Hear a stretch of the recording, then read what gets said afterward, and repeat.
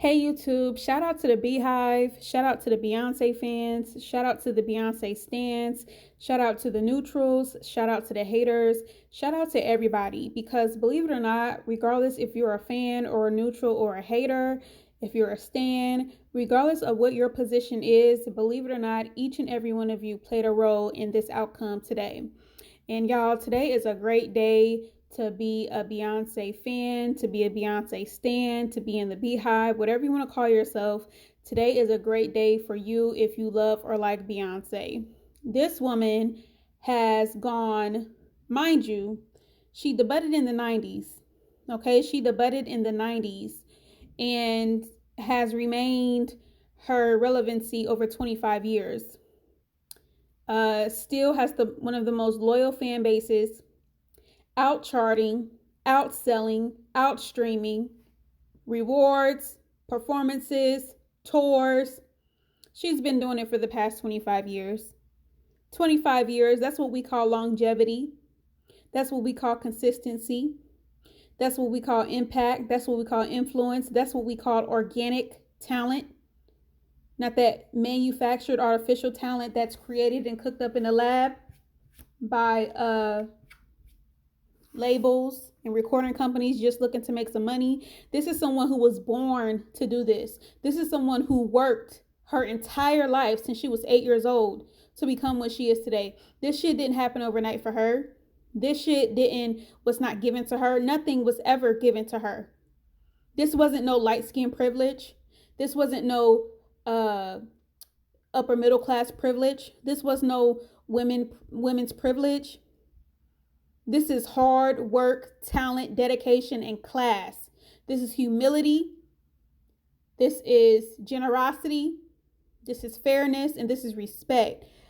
This is why this woman is still relevant till this day, because she played her cards right. She did her business right. She worked hard. She was talented. She was graceful no matter the hate that was thrown at her, the lies, the challenges, whatever the fuck was thrown at her, she has overcome it for the past 25 years. And today it was announced, yesterday it was announced that her 7th studio album, Renaissance, debuted at #1 on the Billboard. So far, it is the highest debut for a woman this year. And not even just that, y'all. It went #1 in the US. It went #1 in the UK. It went #1 for all the vinyl albums. I mean, she is dominating the charts. Not only that, we just found out today that Break My Soul climbed to the #1 charts as well. And I'm going to apologize to Beyonce. I'm going to say sorry real quick, y'all, because in my last video or a couple videos before that, I was complaining, y'all. I'm not going to lie. I was complaining because the album leaked. And I thought I just had all the answers, y'all. I thought I knew what I was talking about. Mind you, I have no experience in the music industry. I don't know how that shit work. I don't know how that marketing and strategy. I don't know nothing about that. I was speaking from a place of passion. So I thought I knew what I was talking about, but clearly I didn't. And I should have trusted Beyonce. By now, I should have trusted Beyonce. I was wondering why was no music video released. I was wondering why the album was announced so early, because I thought that had something to do with the album being leaked. Like, why did you announce the album so early? Why didn't you release the music video? Why are you not promoting?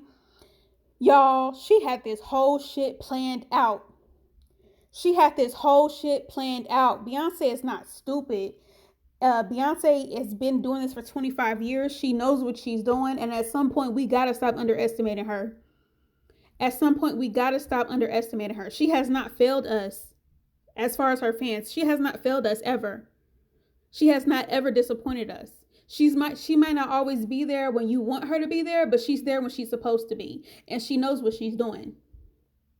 She purposely did all of this, and it lined up perfectly. She gave Break My Soul time to marinate on the charts because, mind you, Break My Soul has been a hit way before today. Break My Soul was in the top 10 on the Billboard Hot 100 for a whole month. It didn't peak at #1 I'm sorry, it didn't debut at number one and then drop 17 spots like y'all faves, because y'all faves are using payola and they paying these radio companies to inflate the numbers and shit. So your fave is number one on week one, but then the very next week they dropped 20 spots. How is that possible?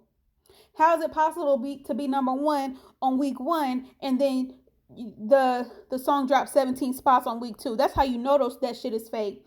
And I didn't believe that shit before because I thought it was people just hating on each other. But no, it's some real cheating shit going on, because how do you drop 17 spots in just 1 week? Break My Soul was consistent. It debuted in the top 10. It dropped maybe 2 spots the week, but then it went back up 2 spots.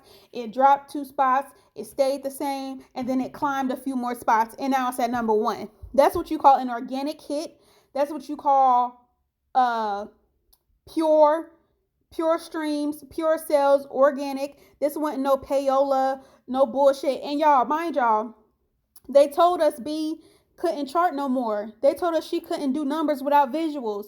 They told us that she couldn't have another top 10, let alone another top 5, let alone a number one. And guess what? She did it with no visuals, with little to no promotion, no music videos, no online drama, and exploiting your family, exploiting your ex, doing all types of crazy shit, cutting your hair off, and telling people you're gonna show your titties just if they make your song go number one, going on IG live and ranting and shit. She never did none of that. She didn't speak not one word. She posted something on Instagram. She posted a TikTok that she wasn't even in. She did a couple remixes. She did the visualizer thing, quietly promoting her single. But she didn't do nothing drastic. She didn't do nothing that costed her too much money. She didn't even have to show her face. And the shit went number one in its 7th week. But it's been top 10 for the whole month. Come on now. I'm not even shocked at the album going number one, because, that's just consistent for Beyonce. All of her solo studio albums have gone number one. Break My Soul going number one. B knew what she was doing. She released the song at the perfect time. She did what she had to do to keep the interest going, to keep the anticipation going. Then she dropped the album. So with the album coming out, of course the song is going to keep streaming. Of course it's going to rise, because now the album's out. And y'all, not only that, she did this without the visuals. She purposely didn't post those visuals. She's going to post the visuals. It's rumored she might do that this week or next week, because apparently there are 7 new unlisted videos on her YouTube channel. That's the rumor. That's the rumor. So now, instead of posting everything at once, the songs and the music videos, she's like, okay, I'm going to make you listen to the album for a week to 2 weeks. And I'm going to make you stream it. And I'm going to make it go number one. Then after that, to keep the hype up, I'm going to keep these visuals to myself. And I'm going to drop the visuals at a later date so that you can guess what's going on. And guess what, y'all? When them visuals come out, prepare to be sick. Prepare to be sick of Beyonce. Prepare to be sick of Parkwood. Prepare to be sick of the Beehive.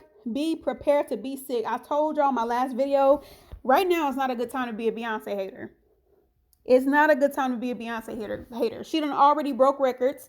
Shit, she did this shit 19 years ago. 19 years ago, Beyonce simultaneously debuted at number one with the number one album and the number one song. She did this with Dangerously in Love, the album, and Crazy in Love, the single. 19 years later, she has done it again with Renaissance, the album, and Break My Soul, the single. This woman knows what she's doing. And she deserves all of the hype. She deserves all of the rewards. She deserves all of the accolades. She deserves it all because she put in work. And if y'all don't believe me, do your research. This lady has been doing this shit since she was 8 years old. There are videos of her on TV performing beauty pageants, talent shows, music competitions, dance competitions, in the studio, rehearsing, hours and hours at a time. She's been doing this since she was 8 years old. She's been putting in work since she was 8 years old. She deserves all of this. And she did it in a way that she never had to disrespect anybody. She never had to bully anybody. Even if somebody did something or said something extremely rude to her, she always met them with kindness. She always returned with kindness. And she was never about no back and forth shit. You mad about a sample? I'll take it off. And I'll remove the credit while I'm at it. You mad about a slur that I didn't even know was a slur? Okay, no problem. I'm going to take it off. I'm going to change it. And we're going to keep it pushing. I'm never going to speak bad about nobody. I'm never going to wish bad about nobody. And I'm never about to return that energy, because guess what? I don't want that energy coming back to me. Y'all don't get it by now why this woman keep winning, why she continues to be blessed. Is because look at her energy. Like I said, I don't know what Beyonce's religion is. I don't know what her spirituality is. And y'all can blame it on whatever else y'all want to blame it on. But I find it funny that you got songs out here about rape. You got songs out here about murder. You got politicians out here bombing countries. You got police out here killing people. You got civilians out here killing people. You got all this fucking evil and crime in the world, but y'all have somehow made Beyonce public enemy number one. How? But anyway, that's neither here or there. I don't know. I just know that Beyonce is putting good energy out into the world. You can see it with her charity. You can see it with her philanthropic efforts. You can just see it in her behavior, how, again, she ain't never opened her mouth to disrespect anybody as far as we can tell. Anytime she's ever spoken about another artist or anyone, she has always been respectful. She's always given them their accolades. She's always given them their dues, paid their respect. She has never opened her mouth publicly to demean or degrade or bash another artist. Despite them doing that to her, she ain't never met them with that same energy. And she keeps winning because she's putting the right energy out there in the universe. She ain't never been a hater. No matter how much y'all hate her, no matter how jealous y'all are of her, she will never meet you with that same energy. What she say? Always stay gracious. Best revenge is your paper. Best revenge is your success. Best revenge is your happiness. And look at her. And it's crazy because you have these fucking fans, bro. This is why stan culture is so fucking toxic. There was a time when we could just enjoy the music. We could just be a fan of somebody. All this little extra shit in between, it wasn't even a thing. You would just go to the store, buy the CD, and listen to it and enjoy it. But nowadays, it's so fucking competitive with, not even with the artist, but with the stan. What do they call it? The stan bases, the fan bases. It's not even competition between the artists. Now it's competition of the stan bases, the fan bases. Y'all, look at these tweets from some of these fan accounts. And y'all, I'm new to Twitter. I'm new to Twitter. So from my understanding, I always thought that the Beehive and the Navy hated each other. Like the Beyonce stans and the Rihanna stans have always hated each other as far as I'm concerned. Obviously, Beyonce and Rihanna, from what we can tell, they get along. Y'all know that Rihanna has been a close family to Beyonce. And obviously, she was signed under Jay-Z. And if you look at the videos, Beyonce and Rihanna have done nothing but say wonderful things about each other. And when they do interact with each other, and we see that it's always been friendly, but somehow the fans have created this feud between the two of them that only exists between the fan bases. It doesn't actually exist between the artists. It exists between the fan bases. So, like I said, I'm new to Twitter, so I'm thinking like, okay, really, the Navy and the Beehive hate each other? And that's still true to an extent. I just didn't realize how much the Beehive and the Gaga fans hate each other. That was shocking to me when I went to Twitter. When I went to Twitter, and the hate pages that I saw were mainly created by Lady Gaga fans, which was shocking to me because, as I said, Gaga and Beyonce have never had nothing but amazing things to say about each other. They worked together. They made hits together. The way Gaga talks about B and the way B talks about Gaga, it's like these women love each other, but somehow the fans have created a feud between them that, again, only exists between the fan bases. It doesn't exist between the artists. And a lot of these pages were just doing some crazy shit, like trying to sabotage Beyonce. You got this Lady Gaga fan right here, showing them songs that they can stream so that Break My Soul flops. Out here, it says you can cash at me, and this is a Gaga fan. You can cash at me via, and mind y'all, since Break My Soul has charted, since, you know, the success of the album and the song has come out, these pages have gone private. Either they've gone private, or their accounts got suspended, or they've just been MIA because, listen, I told y'all it's not a good time to be a Beyonce hater right now, because everything y'all said she couldn't do, not only has she done it in the past, but she's doing it in the present, 25 years later, with little to no promo, no visuals, no controversy that she's involved in. I mean, it is not a good time. And how are y'all not embarrassed? How are y'all not embarrassed? Not only have y'all been proven wrong, but even the fact that y'all even did this shit, like y'all tried to assimilate, to sabotage Beyonce, like it will never be that deep. It will never be that serious. Talking about some, you can cash at me via this. Thank you for reading this thread and supporting the cause. The cause being to sabotage Break My Soul and to stop it from entering the top 10. Listen, y'all, they tried to go international. It says, additionally, to make the process for the non-American folks even easier, I've set up a cash app where you can fund any of these 10 songs and ensure that Break My Soul fails to reach the top 5 position. Y'all, and this ain't the only account that was doing this. I've seen some Rihanna fan pages. I've seen some, of course, Lady Gaga fan pages.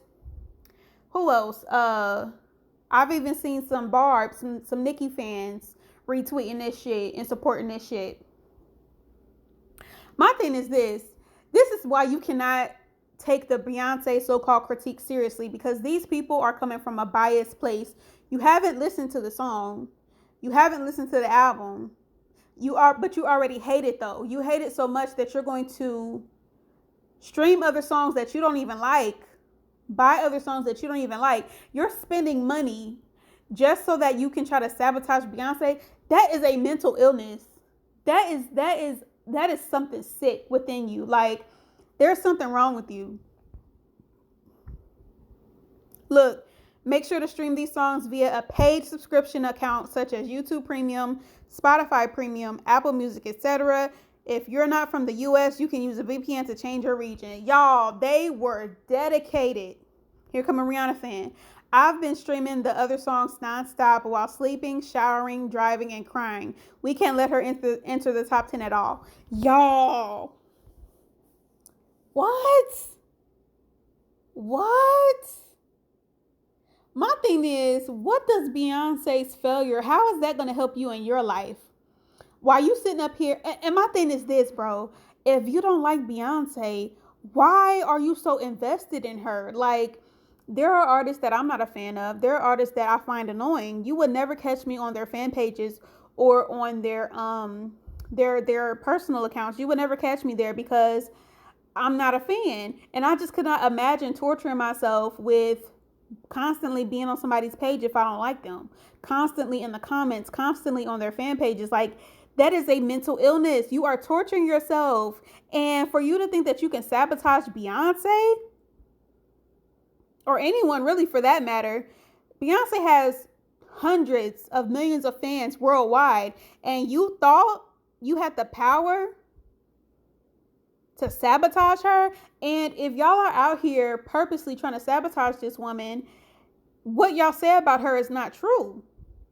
To say she doesn't chart, to say she's not talented, to say she can't do numbers, while you're purposely trying to manipulate the numbers, while you're purposely trying to sabotage the numbers, how is what you're saying the truth if you are conspiring to rig the system? You can't make this shit up, y'all. Look, this thing says songs to ensure, child. Here come a Navy account. Navy, we cannot let this happen. That has been. They call Beyonce. Oh, hold on. I'm gonna get on that in a second. Navy, we cannot let this happen. Hasn't seen a solo top 5 in 13 plus years. We have to make sure it stays that way. The insecurity, like if you're so secure with your fave, and this is no disrespect to Rihanna or Lady Gaga, because I'm not talking about them. I'm talking about the stans. If you're so secure with your fave, why do you need to demean another artist? If your fave is whatever you say she is, how does little old Beyonce doing anything affect that? Like, you're insecure. And it's crazy because you're insecure about some shit that don't got nothing to do with you. Like, this woman's success, I promise you, her success or her failure, it will have no impact on whatever it is you got going on in your life. Like, people are living vicariously through these people, and this has become real life to these people. And y'all probably are thinking, well, these are just kids, these are just, teenagers. No, they're not. You know how I know? Because I asked a hater one time. I said, how old are you? She said 27 years old. Damn near 30. Doing shit like this. 27 years old. Not 12. Not 14. Not 10. These are grown ass adults doing this shit. That's how you know depression, mental illness, just straight up lunacy. Just straight up lunacy. It says songs to support to ensure Break My Soul by Beyonce fails to reach the top 5 on the Billboard charts. An educational thread. These people were assimilating y'all to try to sabotage Beyonce. Please check this important thread. I mean, and that's just only a few of them, y'all. And listen, y'all, I know the Beehive can be toxic at times. I was in the Beehive at one point in my life when I was a kid, though. I was a child when I was doing that shit. As a grown adult, I'm not about to be, threatening people and trying to sabotage people. Hell no. I'm a grown ass woman. I have a life. I have a job. I have value within myself outside of this social media shit. So I don't have to do shit like this to give myself some type of value. You know what I'm saying? So, like I said, I'm in the Beehive, but I'm not like diehard Beehive. Like, I'm here for Beyonce. I'm not here for stan culture. I'm here for Beyonce. And that's the thing about it. Y'all don't make it about the artist no more. Y'all don't make it about the music no more. Y'all make it about the stan culture. And that's where it gets toxic. Because real evil comes out of y'all. And listen, I know the Beehive is not perfect. I've seen them. I've seen what they're capable of, and I see what they still do to this day. So it's not just, Lady Gaga fans and Rihanna fans and Nicki Minaj fans. It's not just them. It's the Beehive too. So it's like stan culture in general is just very toxic, and it brings out a lot of evil in people. And this is not just Beehive versus Navy, Beehive versus the Gaga fans. I've seen it with the Barb's versus Barty gang. When I say toxic, y'all, I mean, child, the shit that I see on Twitter between those two fan pages, and you can't help but see the shit because they're trending. I don't go looking for this shit. I'm on Twitter to keep up with topics that I'm interested in. You just can't help but be bombarded sometimes with this shit. This shit just comes at you, and then it's entertaining, so you read it and you like, y'all are crazy. The same shit I've seen, and Nicki Minaj, she got on Instagram Live and she said that there's a fan base out there conspiring to take her down, and I believe her because I've seen them try to do it to Beyonce, and I've seen tweets of Cardi B fans literally doing the same shit that the Lady Gaga fans and Rihanna fans tried to do to Beyonce. They're making threads, they're making phone calls, they're assimilating, trying to find ways to sabotage these people, and I'm like, get a job, get a life, go find some purpose, go touch some grass, like go outside and get some fresh air. Like, what? And I've seen Nicki Minaj fans go under Cardi B's daughter's page and say the most horrendous, disgusting things about that little girl. So it's like, stan culture is so fucking toxic. It's so fucking negative and evil, and it brings out the worst in people. And this needs to be studied, and I'm sure it has, or it's probably currently being studied. But, how does this type of culture escalate into this type of evil to where you're trying to sabotage someone's success? You are saying horrendous, disgusting things about them. You're starting horrible rumors. You are spreading false, nasty rumors. You are preying on their downfall. Like, you are trying to stop them from charting. You're trying to stop them from selling. And it was cute that y'all thought that was going to work, but I'm just like, in what universe are you living in where you think that little old you has the power to stop over 200 million people from supporting this woman? Like, what? Beyonce outcharted, she outsold, she outstreamed. And my thing is this: yes, it's been some years since Beyonce has had a solo #1 song on the Billboard Hot 100, but that don't mean she hasn't been winning in this time. I mean, did y'all forget about the sold out worldwide stadium tours that grossed over $200 million? Did you forget about all the Grammys? Did you forget about the businesses she started? Did you forget about the other projects she's done? Like, getting a #1 on the Billboard Hot 100 is a huge accomplishment, but it's not the only way to measure success. Just because a song don't go #1, that don't mean it flopped. A song can go #2, a song can go to #5, a song can go to #10, a song can even make it on the Billboard Hot 100 charts in the first place, and that right there is a win in itself. So to act like a song flopped because it didn't go #1, that's just fucking stupid. Especially if the person is winning in other areas, like they're streaming, they are winning the awards, they are selling out worldwide stadium tours. Tickets cost $2,000 and they're being sold out anyway, grossing over $200 million on a worldwide tour. Like, but you trying to act like she's a has-been? You trying to act like she's a failure? You trying to act like she flopped? Just because a song went #2 instead of a #1? Just because a song went #10 instead of #1? Like, that's not the only way to measure success. However, I'm extremely excited that Beyonce got this #1 because everything they say this woman couldn't do, she has done it again and again and again. And that's what I always tell y'all. This woman is always going to get the last laugh.